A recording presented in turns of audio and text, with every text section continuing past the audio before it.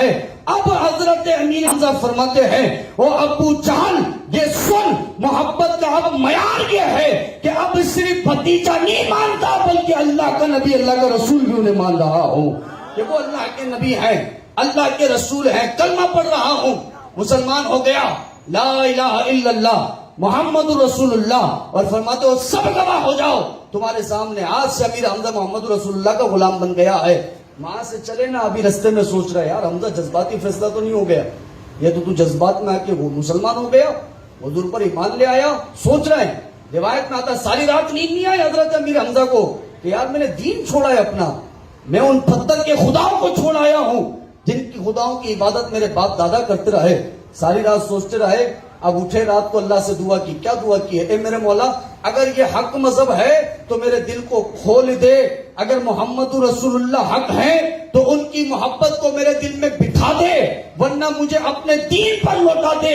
اب جب صبح ہوتی ہے محبوب کریم کے پاس آتے ہیں, عرض کرتے اے محمد صلی اللہ علیہ وآلہ وسلم تمہیں نبی تو مان لیا ہے لیکن میں ابھی بھی شک کے اندر موجود ہوں, ابھی بھی میں کشمکش میں موجود ہوں, ابھی بھی ثابت قدم نہیں. میرے آقا اب ہاتھ اٹھائے اور فرمایا اے میرے مولا میرے چچا کے لیے میرے چچا کے دل کو کھول دے, اور جو دین اسلام کی حقانیت ہے وہ ان کے دل میں ڈال.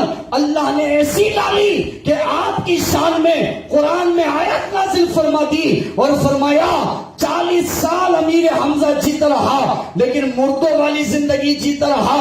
ارے یہ کھاتا بھی تھا, یہ پیتا بھی تھا, یہ سوتا بھی تھا, یہ جاگتا بھی تھا, یہ چلتا بھی تھا, لیکن اللہ نے قرآن میں کہا اب من کان میتن, یہ مردہ تھا اور پھر ہم نے اسے زندہ کیا.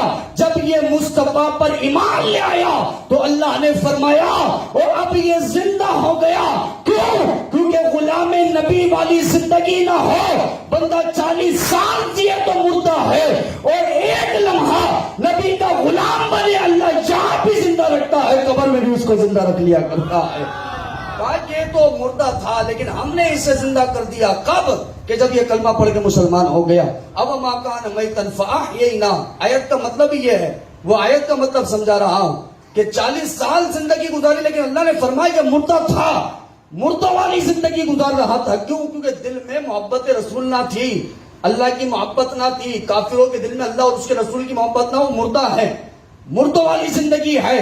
اور ایک لمحے کے لیے نبی کی محبت آج اللہ زندگی عطا فرما دیتا ہے. اور کیسی زندگی عطا فرمائی؟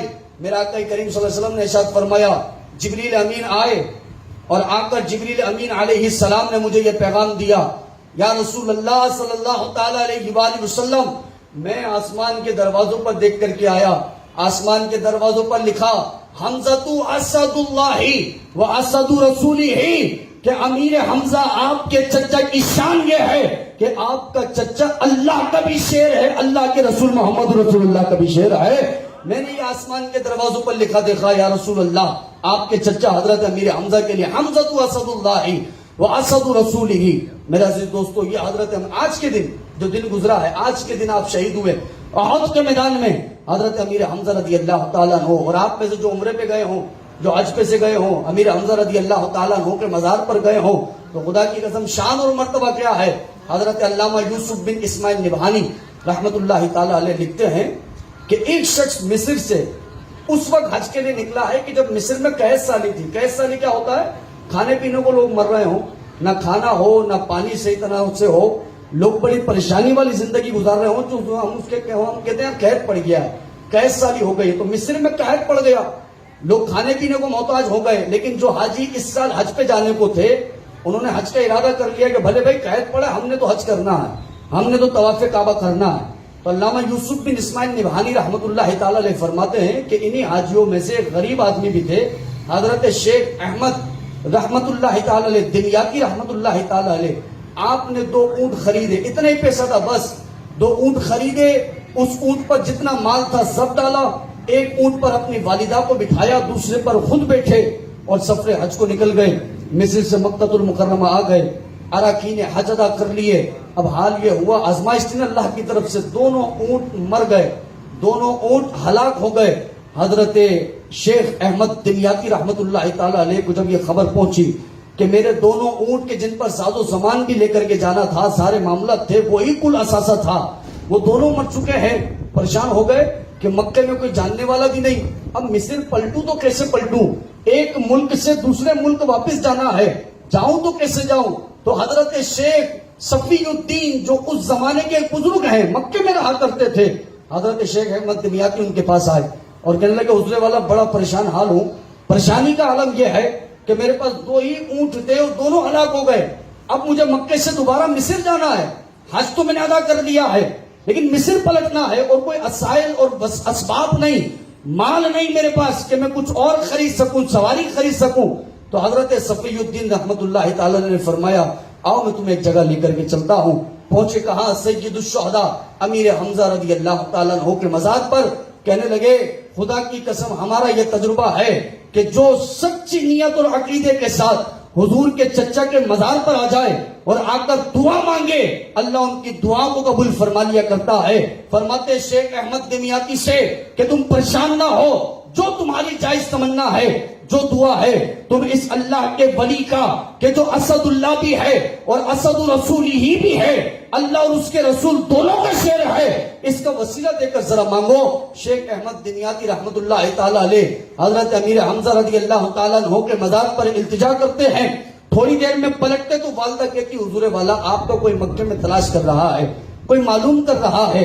شیخ احمد دمیاتی رحمت اللہ تعالی علیہ اس بندے کے پاس پہنچے تو دیکھا ایک جاہو جلال والا انسان ہے، وائٹ داڑھی ہے، چہرے پر بڑا روب اور دبدبا ہے، بڑا نور چمک رہا ہے۔ شیخ احمد دمیاتی رحمت اللہ تعالی علیہ دوڑے، ان کے ہاتھ کو چوما اور چومنے کے بعد کہنے لگے حضور والا آپ مجھے ڈھونڈ رہے ہیں جبکہ میں آپ کو جانتا نہیں، آپ مجھے نہیں جانتے۔ وہ بزرگ کہنے لگے شیخ احمد دمیاتی سے کہ تمہارا کوئی مسئلہ ہے تو ہمیں بتاؤ۔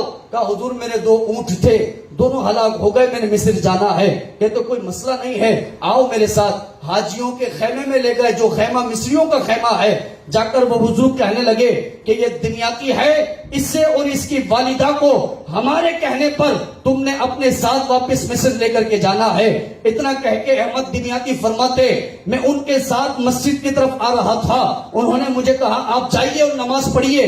میں آگے بڑھا، نماز سے فارغ ہوا تو دیکھا وہ موجود نہیں۔ میں خدا کی قسم مکے کی گلی گلی چھانا لیکن ان بزرگ کو نہ پایا۔ اب جب شیخ صفی الدین سے ملاقات ہوئی، ان کو میں نے ماجرا بیان کیا، انہوں نے بتایا کہ ذرا حلیہ تو بتاؤ، حلیہ کیا تھا؟ کہا بڑی جاہو جلالت تھی، بڑا عالی شان قد تھا، بڑی چہرے پر داڑھی تھی، بڑا نور برس رہا تھا، بڑا اعلیٰ قسم کا امامہ تھا۔ وہ حضرت صفی الدین فرماتے ہیں اور دیکھا، کہا تھا نا یہ حضور کا گھرانہ ہے، ان کا وسیلہ دو، پھر دیکھو اللہ کیسا مسئلہ حل فرماتا ہے۔ فرماتے یہ کوئی فرشتہ نہیں تھا بلکہ خود امیر حمزہ جو تیری مدد کو یہاں پر تشریف لے کر کے آ چکے ہیں۔ نعرہ تکبیر، نعرہ رسالت، نعرہ حیدری۔ میں کہا میرے عزیز دوستو یہ حضور کا گھرانہ ہے۔ قل لا اسألکم، قرآن کریم فرسٹ پیورٹی، سب سے پہلی ترجیح قرآن۔ قل لا اسألکم علیہ اجرا الا المودۃ فی القربى۔ اللہ نے قرآن میں فرمایا آپ ان سے کہو، حضور میرے آقا کو فرمایا آپ لوگوں سے کہو، کیا کہو؟ یہ کہو کہ جتنے قریبی رشتہ دار ہیں سب سے محبت کرنی۔ میرے آقا نے فرمایا میرا حمزہ بھی میرے قریبی رشتہ داروں میں ہے، میرا چچا، اور اللہ نے ان سے محبت کا حکم ارشاد فرمایا ہے کہ حکم ہے محبت کرو، فاطمہ الزہرا سے محبت کرو، حضرت علی سے محبت کرو، امام حسن سے محبت کرو، امام حسین سے محبت کرو، امیر حمزہ سے محبت کرو۔